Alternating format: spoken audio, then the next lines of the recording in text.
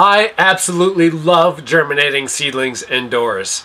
It's a lot of fun to watch them grow throughout several different stages, but it can also be challenging based off of a couple of different aspects. One of those is mold or fungus. Now, a lot of the times it is common to have the problem of this white fuzzy mold growing over the soil. And in today's video, I'm going to talk to you a little bit about how to remove that mold, how to make sure that mold doesn't grow in the first place, and even if that mold is a problem at all. The white mold that you typically see growing on top of your soil is not going to kill your plants at all. It's not going to harm them, while it may be a little bit unsightly to a lot of people. So for that reason, you're watching this video to figure out how to remove it. But before I talk to you guys about this white mold, I want to talk to you all about something that can actually kill your seedlings, and that is damping off. Damping off disease is caused by several different types of funguses and typically happens within the first week of your seedling's life after it germinates. A quick way to see if this is a problem where you're germinating your seeds is to look at the very lowest portion of that stem growing above the soil. If it starts to look brown, dark, or is mushy at all, that's what's called damping off. Again, this is caused by several different funguses and can also be caused by old seeds or just seeds that weren't optimum for growing. This thrives, the funguses of damping off thrives in cold and wet, while white mold generally thrives more in a warm and wet condition. This damping off is caused by a cold and wet.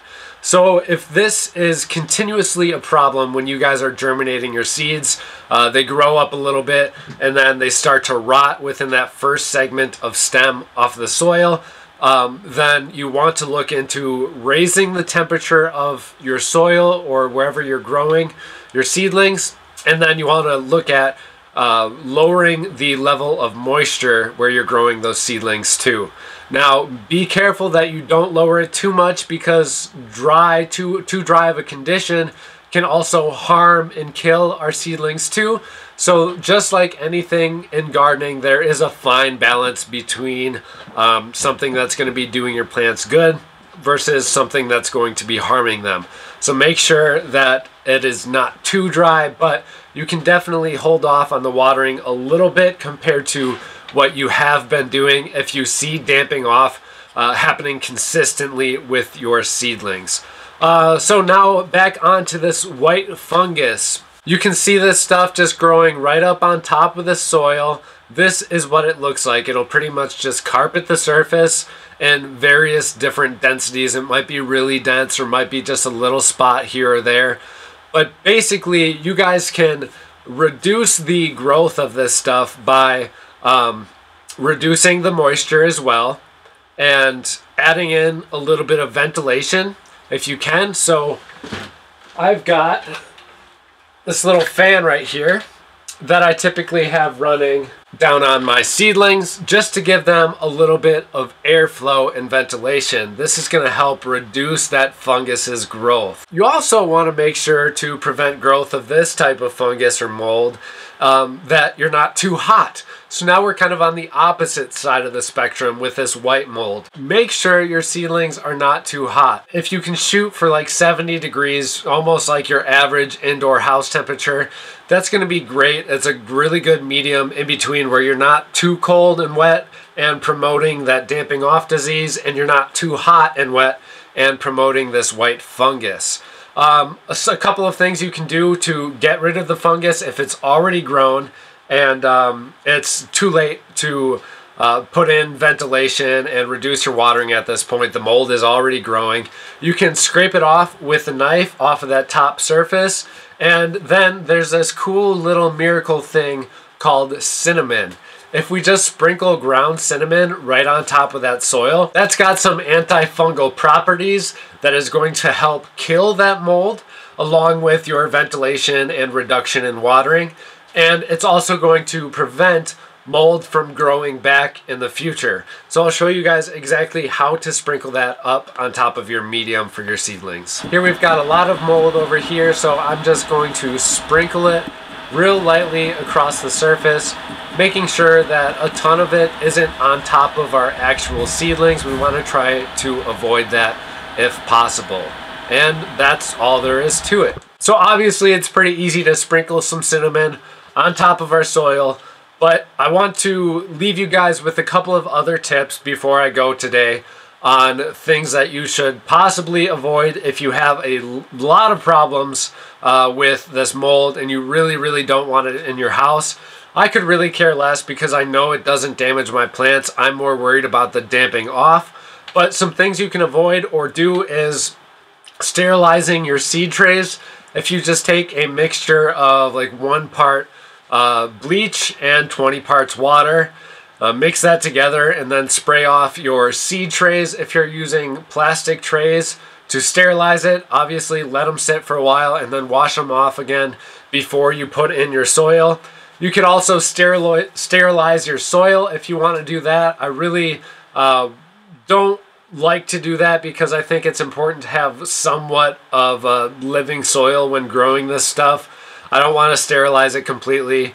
Another thing you guys can do is getting a seed starting soil mix that doesn't have a lot of organic materials in it.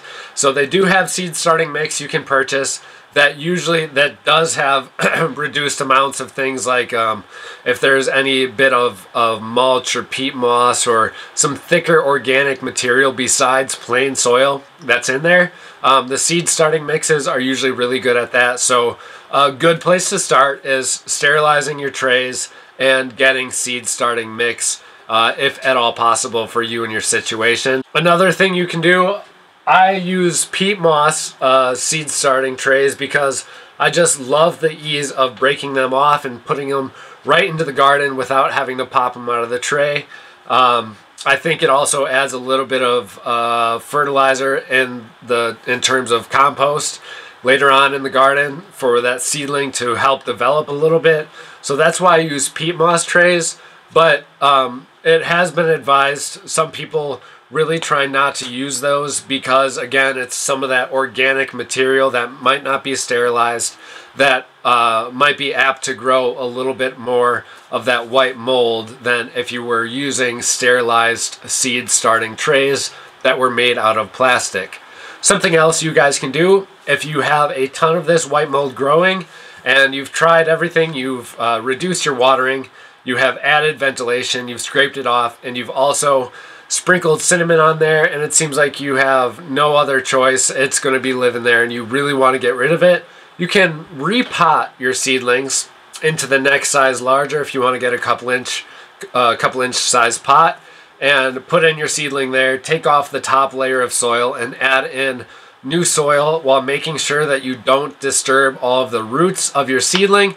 That's another thing you can do to kind of separate and isolate all of your seedlings so you don't have just one big mat of moss if it's a huge problem for you guys. So I think we just about covered all of the bases. Thank you all so much for watching. I'm so excited to see our seedlings grow. We're growing a ton of food crops this year, so you guys are going to want to stay tuned. Please subscribe, hit that bell button if you found enjoyment, entertainment, and have learned in today's video. Thank you all for watching, and we'll see you in the next video.